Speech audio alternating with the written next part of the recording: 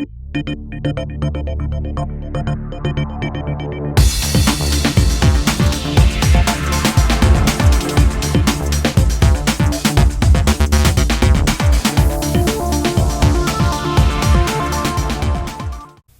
to Outflow. I'm Alan King, coming to you from the studios of River of Life Church in Valdez, North Carolina. Thank you so much for making Outflow a part of your day. I am excited to be joined again in the studio by my two, I guess I can call y'all friends. Don't hold that against me. After all these years, I can still call you friend? Absolutely. Okay. I'm joined by Pastor Eric Griffin of Trinity Assembly of God, or just Assembly, either one. It don't matter. I like them both. Yeah. In Bessemer City, North Carolina, the big city of Bessemer City. I don't even know how big Bessemer City is. Does it actually have 5,000 population? Oh, so you're about the same. 5,800, yeah. Yeah, you're about the same size as Valdez. Yeah. Oh, okay. Your town is just a lot more spread out. Oh, okay. I would just maybe we should talk about politics and small town politics. No. No, let's don't. Yeah, no. We'd have to bring Heather in. Yeah, we'd get in trouble for that. So, but I didn't realize that it was that big. And he brought with him the Discipleship director. Yes, sir. I know that's what you said, but I want to make sure I got it right, because I'm getting old and I forget stuff. Yeah, that's okay. And I raised 4 daughters, so that takes a whole nother chunk of my brain out. So Garrett Drawdy is here, and he's also from Bessemer City. Are you originally from Bessemer City? No, I'm originally from Clover, South Carolina. Yeah. But you're not from Bessemer City either, are you? He's from Clover too. Oh, you're from – that's right. I remember that now. Because I always got to confuse Clover and Grover. Yeah, yep. I got saved in Grover. Another little small town. Yeah. Got a good sandwich shop there. Really? Yeah. I didn't know there was anything. I don't even know if the church that I was at that morning that I got saved, I actually got, well, anyway, that's a whole nother story. But it was either you're going to die or you're going to get saved. And I said, okay, Lord, I didn't want to get saved, because I knew if I got saved, I'd have to preach, and I didn't want to preach. I wanted to play second base for the Yankees, and I wanted to go to Nashville and be a star. And I knew if I got saved, I wouldn't be able to do either one of those. Yeah. So I would have to preach, and I didn't want to preach. And that might be a good segue into what we're going to talk about today. Because what made you not want to preach? Because most young men, they see the fancy car, but you grew up in the house. Well, but Dad wasn't a pastor. He was an evangelist. He was an evangelist at while that time. I was growing up. And so, and that's a good question, because I love the fact that my dad traveled all over the United States to preach. We had a bus. We had a customized bus that we traveled in. I had my own bedroom on the bus. Right. My family sang, and my dad preached. I love that life. I just didn't want to be a preacher. And maybe I knew enough about pastoring because my grandfather was a pastor. Okay. I just did not. I don't know. Maybe I was around too many church people and I heard how they talked about their pastor, and I didn't want to do that. Actually, when I started preaching, I thought I was just going to be an evangelist. I didn't think I'd ever pastor. Right. I started pastoring before my dad did. Wow. Okay. And we talked about that last time. I just turned 20 years old, and my dad was like saying, son, if you're ever going to be successful in ministry in our denomination, you're going to have to be a pastor. And I'm like, but Dad, you're not a pastor. They actually offered him the church. He turned it down and asked me if I wanted to go. But thanks, Dad. Yeah. But I don't know. I guess I just wanted to go do music. Yeah. I wanted to pursue my music. But okay, it still don't make sense to me, because you were in the Jimmy Swaggart era, though. He was doing music, and I mean his cousin Jerry Lee Lewis, yeah. Yeah. So you had the model example. You could have slid right in, and to be honest, I don't think I've ever thought of that. Okay. I'm just curious. I just didn't want to, maybe it's just because I just felt like that I would have to do. And look, when I started pastoring, you mentioned Jimmy Swaggart. I fell right into the Swaggart thing. I went and got glasses just like his. I had the hairdo. You ought to seen my pictures when I was 21 years old. I had the Jimmy Swaggart do. I'd sit down at the piano and I would just imagine heaven, just like Jimmy, buddy. I wanted to be just like him. So yeah, you're right, and I did it. I had some great examples, and then my dad started pastoring not too long after I did. Okay. And then I married a pastor's daughter. Yeah. But I still was around church people a lot, and I saw how they treated their pastor right. and how they talked about their pastor. Even back then, that was, I was 21 years old. What was that, like 10 years ago? Yeah, sure. And I think I just saw that because of being in a pastor's home. With Dad as an evangelist, we would be in the home with the pastor, and I would hear him talking about what they have to deal with. Okay.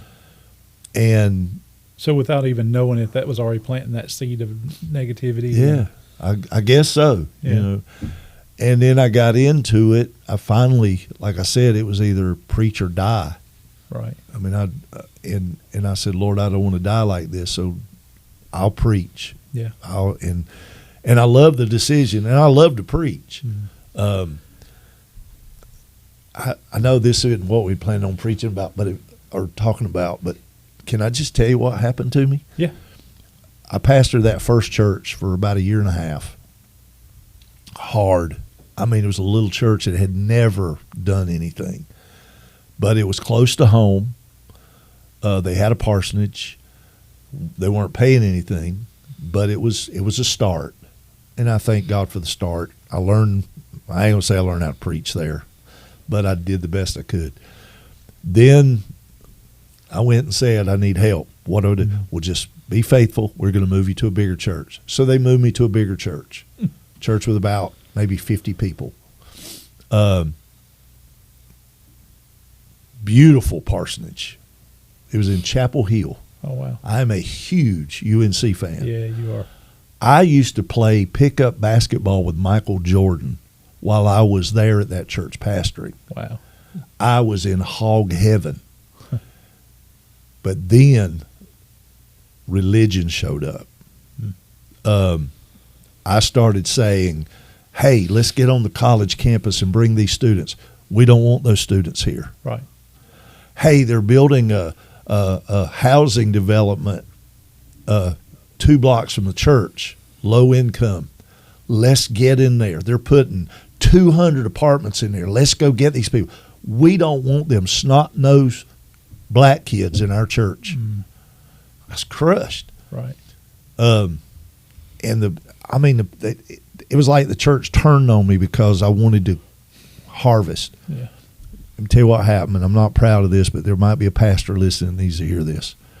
I was 25 years old, pastoring my second church. I'd been there 4 years, and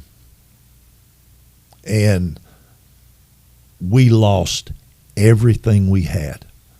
All the people in the church stopped supporting the church. They stopped paying tithe. They stopped giving offerings. They turned the gas off at the parsonage. I went home. It was 5 degrees outside, and the gas was off on the parsonage. Well, I called the treasurer, and I said, hey, there's no gas. And he said, yeah, I had it cut off. I said, why? He said, you can heat with a wood stove. They were trying to run me out. Right. Was what was happening. Well, can't tell nobody. Right. Because you're a pastor's son. You're a pastor's grandson. Your wife was a daughter of a pastor. You got to tough it out, buddy. One day my car broke down. We lost everything we had. We were driving a car. The gas was coming out of the radio. I mean, that's the kind of car I was having to drive. It was bad. It broke down. I walked into parsonage, this beautiful parsonage in a fancy section of Chapel Hill. Walked into the bedroom. There's a bathroom off in the master bedroom. I pulled a rifle off the gun rack, walked in the bathroom, sat down, put the rifle right here, put my finger on the trigger, because I was hopeless. Right. God, I can't. I'm gonna fail my daddy. I'm failing my grandpa. I'm failing my father-in-law. I got guests. I'm doing all the talking. I'm sorry, y'all. But I'm sitting there with a rifle right here, my finger on the trigger. And I said, God, I don't know what to do. I can't do this anymore. I have failed. I didn't tell anybody where I was going. I didn't say anything to anybody about what I was doing. I had a 2.5-year-old daughter, Heather. And I had a newborn baby, Lauren. I didn't tell anybody where I was. But all of a sudden, I'm sitting there with a rifle right here, finger on the trigger, and I promise you I was going to do it. Right. Because I was broken. I was a pastor who had failed. And all of a sudden, I heard, Daddy, I love you. That was all she said. I got up, put the gun up, and I said, I'm done. I told my wife, I said, pack up, we're done. I said, I will never pastor again as long as I live. I spent the next 10 years as a youth pastor with pastors who mentored me, trained me, right. taught me, and discipled me in how to pastor. And then I was praying one day, and God said, you ready to go back to pastor? And I said, no. He said, I have been training you for 10 years, right. So you're ready. That's how I got to where I am now. So we were going to talk about how we can help pastors and how we can make this better. Yeah. I think I'm a prime example of how it can be made better. Yeah. Older men, maybe not older, more seasoned men that are willing to pour into a young pastor. Yeah. To a discipleship director that's willing to pour into other guys. One thing I think would help too, these denominations, they bring in a good bit of money. You know, we were always worried about the state office, what it looks like or whatever. But there's not I know for our Pentecostal denominations, why don't those denominations have like a pastor that goes to other pastors that, you know, he doesn't pastor a church, but he goes to pastor the pastors. We have overseers and we have, oh my gosh, I don't know how many administrator bishops or whatever you want to call them under that, but there's nobody that you can, you know, this guy should be on a circuit going around. Our denomination has 250 something churches. You know, he could go one Sunday and just say, "Hey, Garrett, you're pastoring this church. How can I pray with you? What can I counsel you?" Because suicide rates are tremendous. Pastoral is walking away. 1 in 3 will walk away after their third year. Yeah. You know, we have a major problem, but everybody wants to just send your money to the state office or whatever. I think this is, you're right. We need those older ministers who are on the verge of retiring or something. They could go out and just say, "Hey, how can I pray with you?" Yeah. Pastor friend of mine called me the other day and he said, "I'm going through hell." He said, "And you're one of the only people I trust." And I said, "What's wrong?" He said, "I don't have any friends. My wife is, they were experiencing some things with their children and children in their ministry. And man, my heart just broke for him." He said, "I just don't have anybody to call." That's sad. So I prayed with him, counseled with him, and, you know, just checked on him yesterday. And he's like, "I appreciate you. You just don't know how much," because I was on the verge of just losing it. Yeah. So we're messing up. It's not just one entity. I think it's the whole organism needs a enema. Yeah. Well, you know, my heart has been for as long as I can remember, spiritual fathers and spiritual sons. Yeah. We push that here at River of Life all the time. Mm-hmm. Spiritual sons, spiritual fathers, spiritual mothers, spiritual daughters. And I've seen this as a need for so many years in the church, because we have guys that are not just guys that are quitting.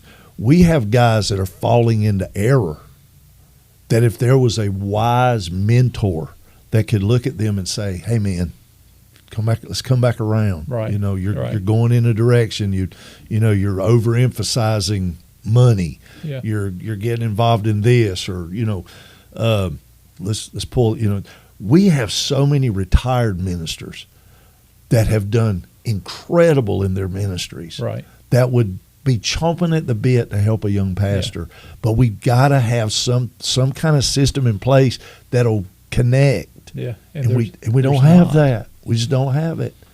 Like you said, everybody's so cutthroat, and I made a statement on the last one. It's pastoral ministry is almost the mafia nowadays. It's like you don't talk to anybody. You keep your head down and you just mind your own business, and that's there again. Community has failed. Yeah, not only the church being the community, but pastors being in community as well. Have you seen this? And I know what's behind it.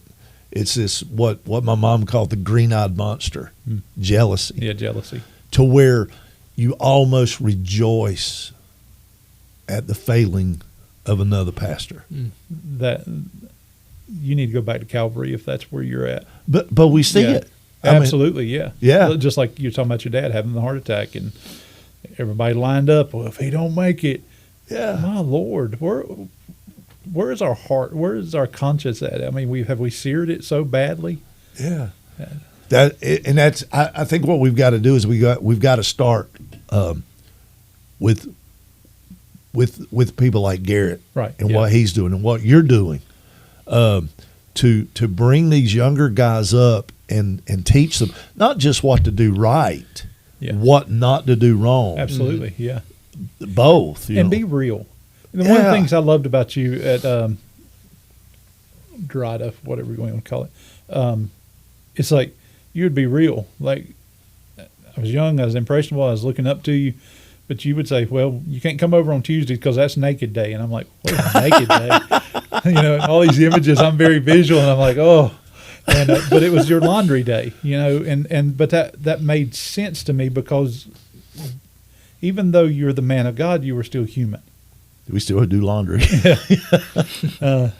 It just, because I think we cast this image of, the pastor is like sitting on the right hand of God, and man, we're as flawed as the next person.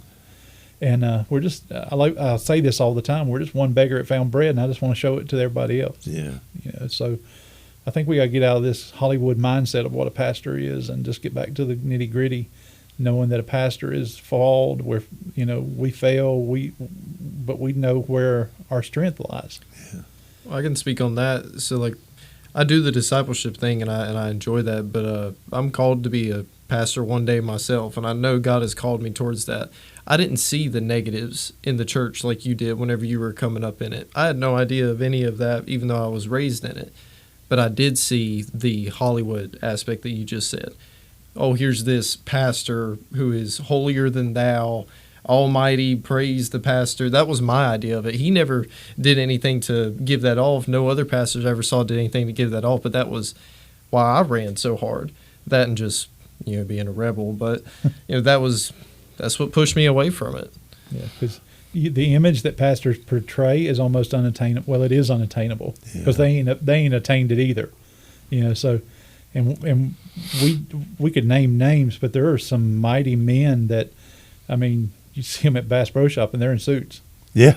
It's like, do you have other clothes? Yeah. So I think, I don't know that there is one answer. I think there's many answers to this, and just being real and coming back to the roots and being just raw will help a lot of other ministers, And the sad part is, for it to change, we have to make ourselves vulnerable. Yeah. Which is scary. Yeah. Because you don't know what they're going to do with that. But to heal the next generation, we may have to be the ones to take the beating, to change that image. Yeah. I think part of the problem is that we judge in the church, we judge success the same way the world does. Right. Well, we preach business mindset. Yeah. We don't hire pastors anymore. We hire businessmen who preach fancy sermons, and not even sermons anymore, because there's no call to repentance. It's live your best life now. Yeah. Yeah. If it's my best life, I'd be in heaven. Yeah. And I think, because all of my pastoral ministry we joke about this. We did in the last episode. How many are you running now? Right. Nickels and noses. Yeah. It's all about nickels and noses. How much money you got coming into your church? How many people put a behind on a pew in your church every Sunday? I am so sick of that, because if I've got a handful of people that are discipling, that are being discipled, a handful of people that are doing ministry outside the four walls, I'm as successful as a guy who's got 15,000 people sitting inside four walls that never get outside the four walls. That's what I hate about the mega church movement. Right, yeah. Those people aren't doing ministry. They're hiding. Right. And statistically, those are declining now. Yeah. Because that flashbang is only good for a moment. Yeah. But when the real and raw hits and life falls apart, they're needing that local pastor, and they're needing that one. I mean, I could name. You think that mega pastor is going to come to your hospital when you? Oh, they don't even perform wedding ceremonies. Right. Yeah. Yeah. They get on stage on Sunday morning. Yeah. So, the community is looking for that. They're looking for the real pastors that will come out and get outside the four walls and love their community. At Walmart the other day, and somebody come up to me and said, "I know you," and I'm like, "I don't know this person." And in my life, I start questioning: is this a bad thing or a good thing? Should I have carried that day, or what? Because I don't know. And they said, "You're that pastor that's on Facebook, and we see you out in the community." And I'm like, "Okay, sure," but okay, yeah. And it gave me an opportunity to talk to that woman, and I actually got to pray with her. Just because you got to be real, and you got to be outside this four walls. Yeah, you ain't doing your job if you're not. Yeah, one of the most successful things that we've seen lately here at our church, because our thrust is teaching people, get outside, get out of the four walls, and just be like Jesus. Go find Samaritan women sitting at a well that nobody wants to have anything to do with. Right. 30% of my congregation now is homeless people. I love that kind of stuff. They mess up stuff and they get you church dirty and they smell funny. Yeah. We started this thing a couple months ago, and it's not original. We stole it from somebody, I admit, but they didn't have it trademarked and copyrighted, so they should have done that. But we've got these shirts that say, "If you tap me on the shoulder if you need prayer," and we just opened it up, and I just said, if you want a shirt, just represent. Right. And we went over some things, some guidelines, and said, carry a beer while you go. Yeah. Don't be cussing out the waitress and then walking out with that shirt. But I had a lady come to me a couple weeks ago on Wednesday night. She was so excited. This is a lady that's only been saved for a few months. She's not the kind of person that you would look at and say, "I want you to wear that shirt with our church's name on it, and I want you to go out there and minister in the name of Jesus." She came in the other Wednesday night. She said, "Pastor, I got to tell you, I've had 2 people this week tap me on the shoulder." I said, "What'd you do?" She said, "I prayed for them." Amen. And I said, that's success. Yeah, it is. Absolutely. To me, that's success. And you touched on this and you went forward, but a lot of times too, we don't have to reinvent the wheel. There's no copyright on Christ. Yeah. If it's working well and you think it'll work in your area, take any idea that I got, run with it, because I'm not here for Trinity Assembly is a place I park my truck. That's not the place I do ministry. Right. I'm looking at it at a global, more of a bigger picture. We joke around all the time. There's a stupid thing on Facebook. You got this guy as a senior global pastor, and and so they'll kind of push at me a little bit, and Garrett and Dylan and stuff. They'll come up, "Well, how's the senior global pastor today?" And because they know that I'm not in the building, we're doing things in the community. We're doing stuff all around. We got radio broadcast that goes internationally, and Facebook is international, and we're helping churches in the Philippines because not only globally but locally. And you know how I judge the success of a church? If I know the church is doing right, go walk the church. Do they have handprints down the hall where the kids have wiped their nose on their hand and run it down the wall? Does the bathroom look like it's been used in a while? Because you want that. If it's going to be a house of the Lord wants His people there.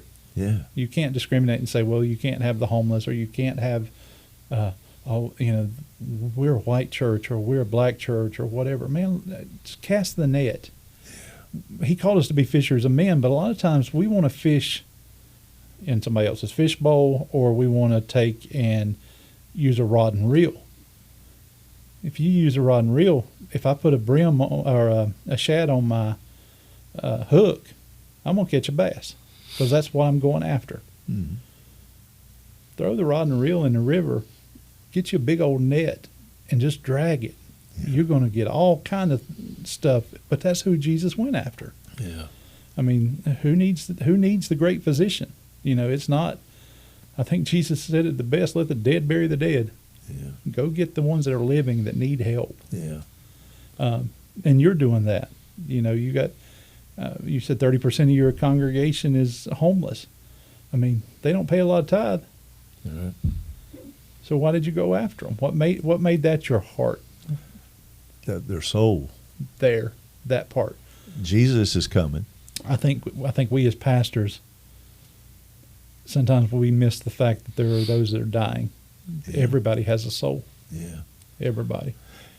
And I think another thing that I think we remember it, and I think this is what keeps a lot of people from casting the net. Ministry is messy. Yeah. Oh, yeah. It's messy. You got to mend the net before you cast it, and you got to mend the net after you cast it. Yeah. And if you're not willing to do both things, you need to get out of ministry anyway. Yeah. There's a scripture. And I'm terrible at this, at remembering exactly, because I'm getting old and I raised 4 daughters, so I have no brain. I think it might be Habakkuk. I may be wrong. I was one time. That talks about the stall is clean as long as there's no oxen in it. Right. Yeah. But if you got oxen in the stall, mm-hmm. I used to raise horses. If you got horses in the stall, you're going to have a mess to clean up. Right. And that's the way it is in ministry. Ministry is messy. And if you're not willing to let ministry be messy, all you're going to have is clean, pristine. Sterile. Yeah. And what does sterile mean? Not just clean. Sterile means you ain't having no babies. Yeah. Oh, yeah, that too. Yeah. You're not going to reproduce. Right. Wow. Yeah. Oh man, that just came to me, brother. That's what a word. It just hit me, because sterile environment, but also to be sterile means I am not capable of reproduction. Yeah. Wow. And his first command was be fruitful and multiply. I got to write that down. I just felt some Holy Ghost on that. It was a good word. Yeah. Sterile. And that's all we got. Yeah. And Jesus said, John chapter 15, he said, herein is my Father glorified, that you bear much fruit, and that you bear fruit that remains, mm-hmm. fruit that you discipled. Yeah. So they weren't just a number. Right. Wow. Yeah. Man. Come on, brother. We got to change this. We do. We got to do better. We do. My wife and I did a podcast a few weeks ago called "The Church Has Got to Do Better." Yeah. We got to do better when it comes to discipleship. Yeah, and it starts in your own house. Yeah. We can preach it all day long. We can talk about it. We can write the denomination about it. But somewhere we got to give an example. We got to be the one and it's going to take, you're going to take a hit for it because you're doing something that's not status quo. Yeah. It's got to be done or we're going to lose. I mean, what is it? A generation away from not even having church anymore. Yeah. Yeah. So, and I see that. Yeah. Yeah.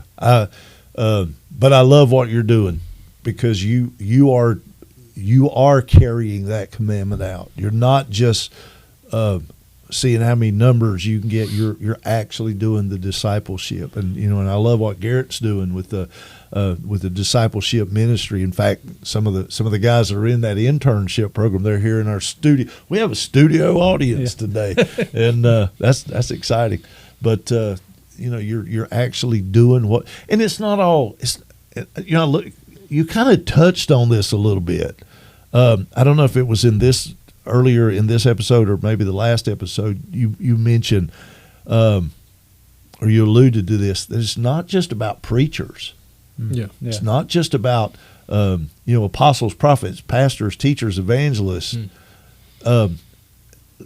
God raise up good sound men in the church. Yeah, please, Lord. People that are willing to grab a broom. Somebody that's willing to get into the kitchen or watch the kids in a bounce house or whatever. That's ministry. I was so impressed last night. We had, of course, 4th of July is coming. Independence Day. I don't call it 4th.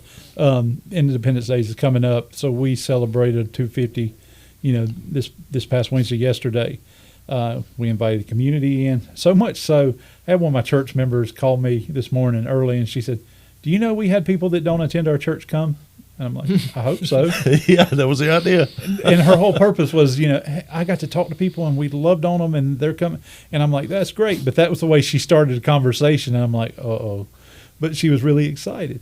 But when everything was said and done, and all the food, these guys, I didn't have to say, empty trash, get this done, get that.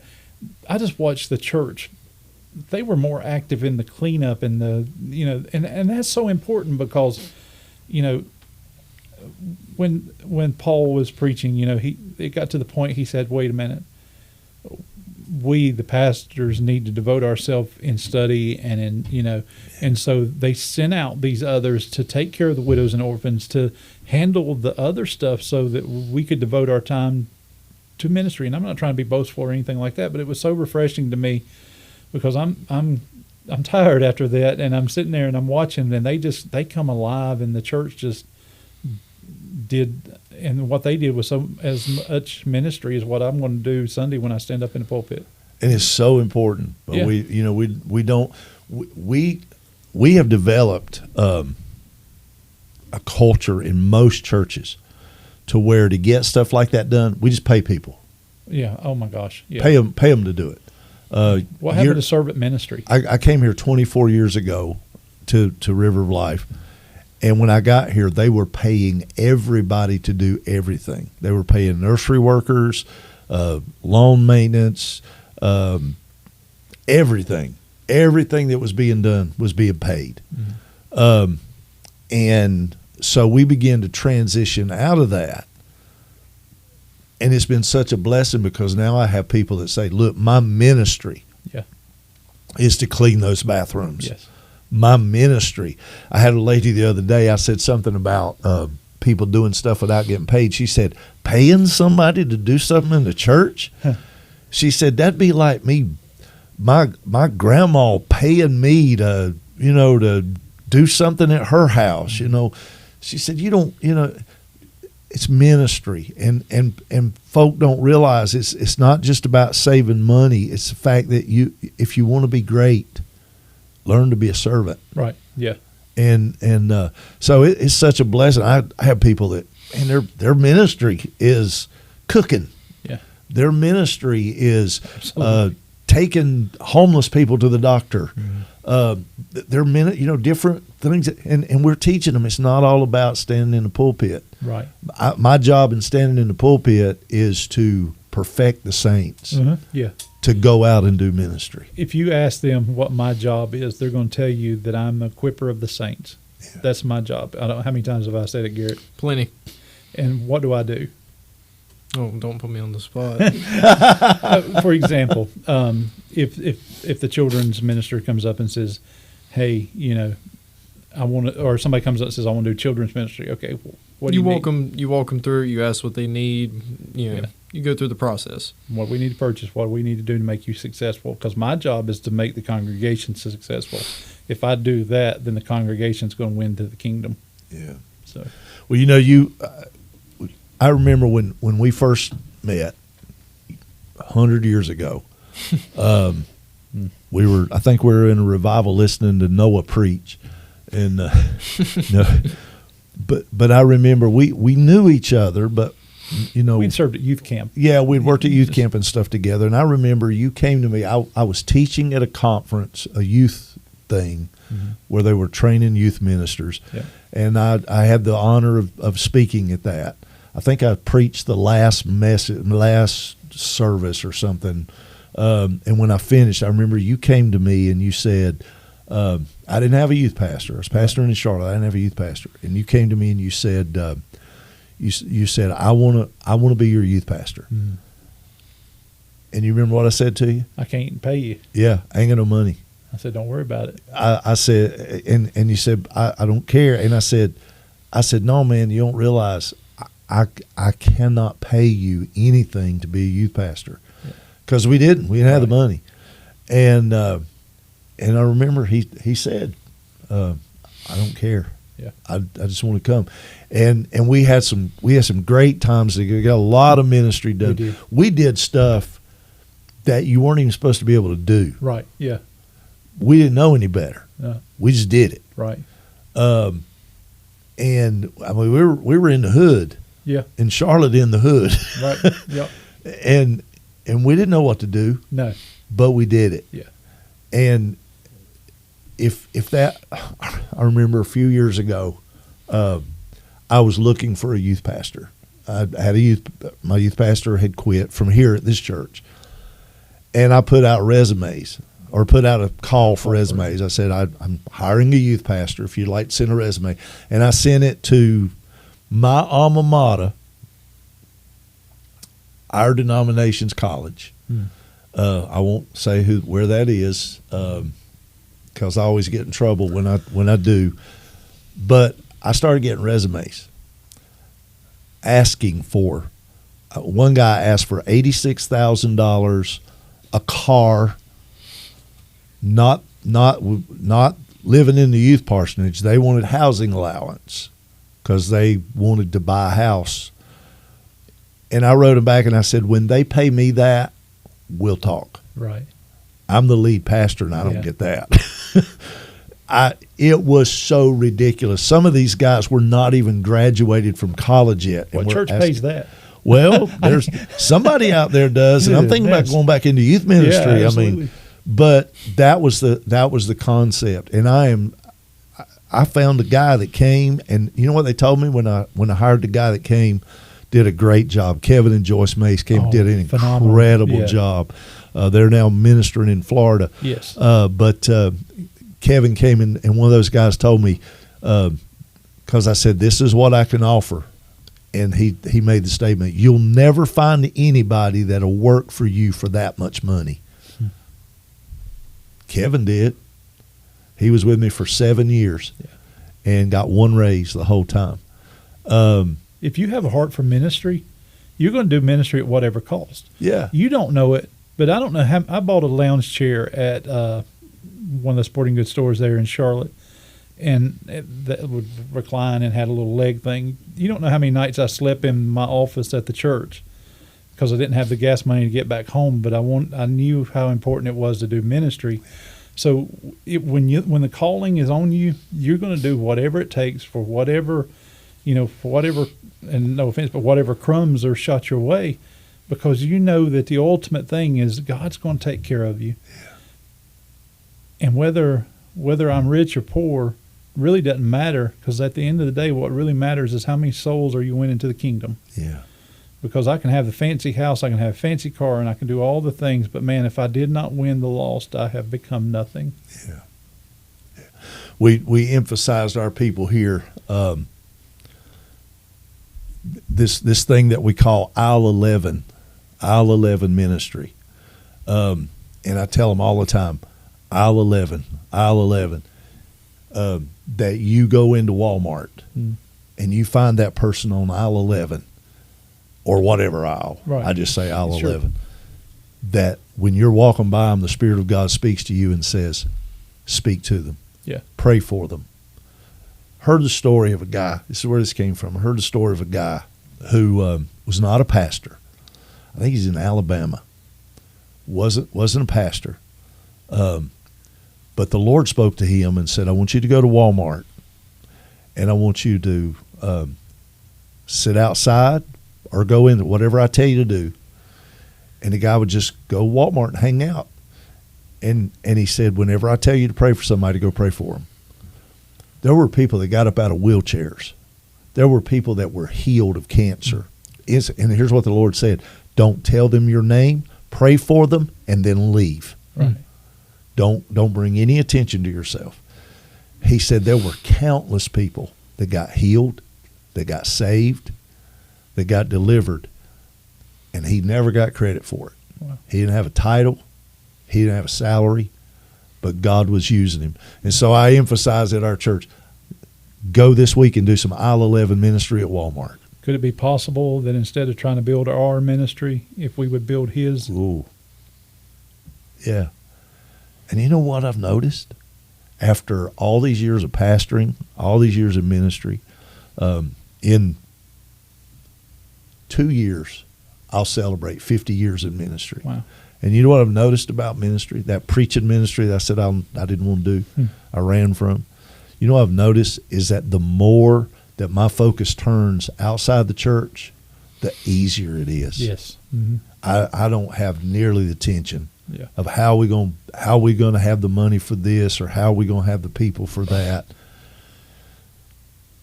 I am convinced that where God calls, he provides. Yeah. So, I mean, if you're doing what you're supposed to, the brook Cherith will be there. Matthew 6:33. Yeah. I'm no longer interested, because you knew me at a time when I was very deep in the politics of the church. I was going to be somebody. Yeah. I was trying to be somebody. Mm-hmm. And when I let all that go and decided I don't want to be somebody. I don't want to be a denominational figure. I don't want all that. Right. I just want to get people to heaven, because when I go to heaven, I really believe that God's going to ask every one of us 2 questions. Number one, he's going to say, where are your kids? Because that's all. Yeah. Where are your children? As a pastor, what does it profit a man if he gains the whole world and loses his own family? Yeah. And secondly, he's going to look at everybody that goes into heaven, and he's going to say, who are you bringing with you? Yeah. It's a shame. Guys, it's a shame. We got folks sitting on the pew, been serving God 50 years and have never won a soul to Jesus. Right. I saw this figure the other day. 80% of the churches in America will not win one soul to Jesus this year. 80%. Close the door. Might as well. Yeah. What are we doing? But it's because we're not training people. We're not discipling people. Yeah. Because if we disciple them, they'll do what we teach them to do. I think somewhere along the way we forgot there's a hell. Yeah. Yeah. Well, a lot of guys aren't even teaching anymore. I heard a story. I'll make it quick. A bunch of guys were just shop talk, construction workers, and one of the guys did something, and the boys just said, "Ooh, you going to hell?" And the guy said, "You don't even believe there's a hell." And they kind of quickened the guy, and he's like, "Yeah, I believe there's hell." And the other guy, he just broke, and he said, "No, you don't believe there's hell." And the big shop foreman guy just crying. He said, "You don't believe there's a hell?" And the guy said, "Yeah, I'm a Christian. I believe there's a hell." And he said, "If you believe there was a hell, then why haven't you tried to get me to the Lord?" Wow. And it kind of stuck with me a little bit this week, because I'm thinking, sometimes we're worried about our finances, we're worried about this or that. At the end of the day, the Lord's going to ask, "What'd you do with my son?" Yeah. Once you met him, what'd you do with him? Yeah. And if we forget there's a hell and there's a heaven and there's eternal consequences to everything we do, we missed it. Yeah. Right? Ichabod above the door, shut it and put social club on it. Yeah. Because hell's hot, and then the Bible tells us that it's increasing daily. Yeah. And we got our churches closed 6 out of the 7 days. Yeah. Hell's not closed. Right. Yeah. We've got to change our focus. Yeah. We got mixed up priorities. Man. And priorities have got to be souls. Yeah. And 7 day a week, we've got to be available for when the Spirit of God speaks to us. Right. And the way we condition ourselves to do that is we need to teach people, we need to disciple people that that's important to the heart of God. Yeah, very much so. Well, guys, we talked about a lot, and there's a lot more we could talk about. But I appreciate y'all coming by, and I love what you're doing. Garrett, thank you for having the heart to disciple people, and I appreciate what you're doing, and I pray for you because I know who you're having to work with. No, I'm just keep praying. But I've seen the facilities and the ministry there, and I love what you're doing. I love the heart for it. And Pastor Eric, thank you so much for taking time out of your schedule to be with us and on Outflow. And I love what you're doing. If you guys ever get a chance to go by Trinity Assembly of God in Bessemer City and see, I mean, it is. My daughter Heather is our assimilation director. Her job is, if you come through the door, to keep you at River of Life, to find some way you can get connected at River of Life. Or if this is not the place for you, to help you understand that as well. Yeah. This is not the church for you, and we're okay with that. But her whole life is about outreach and ministry and discipleship and all this stuff. And for her to testify like she did, I think speaks volumes about what you're doing. I appreciate that. Because she said, Dad, his church is set up for community. Yeah. And that's the way it ought to be. There's so much. I encourage you to go by there and check out what's going there. It doesn't. You pull up on it and it looks like a church until you get past the church, and it's like, wow, what is all of this? It's like, this is really cool. I'm expecting in a few years, if the Lord tarries, to go down there and you'll have roller coasters and Ferris wheels and all kinds of stuff. Don't tempt me. Please. Yeah, because he'll be doing the work for that. So. Garrett Ride 3 needs maintenance. That's right.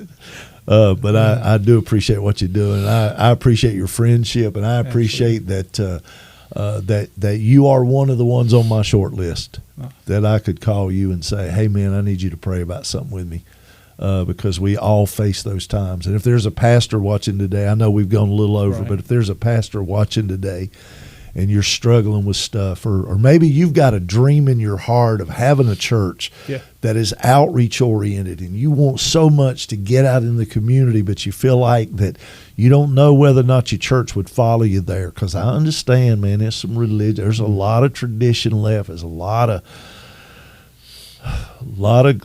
good church folk that are in the way of evangelism, but if you need somebody praying with you that you can break through that, please let us know.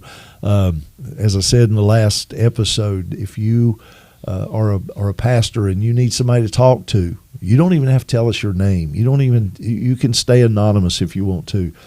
But I encourage you to email us and let us know, hey man, pray for me for this, or I just need somebody. Can I call you? Just need somebody to talk to. I know that's hard to find in ministry. And if you say, well, I don't know if I can trust you or not, again, you can stay anonymous. I don't have to know who you are. I'll just be glad to talk to you and pray with you. All you got to do is email us. Our email address is outflow@outflow.online. Again, that's outflow@outflow.online. And we'd love to hear from you. Please go hit that subscribe button. Please, I hope you give us a good rating. If nothing else, just because Garrett's been sitting here and, give Garrett a like, He's single. He's single. But it's always good when you subscribe. It kind of helps us and gets more people on board, because we want to minister to folks through Outflow. Again, guys, thanks for being here. Yes, sir. I'm Alan King, along with Pastor Eric Griffin and Discipleship Director Garrett Drawdy. Coming to you from the studios of River of Life Church in Valdez, North Carolina. I also want to thank the Peanut Gallery today, our studio audience. Thank you guys for coming. And until next time, get out there and be blessed. And while you're at it, be a blessing.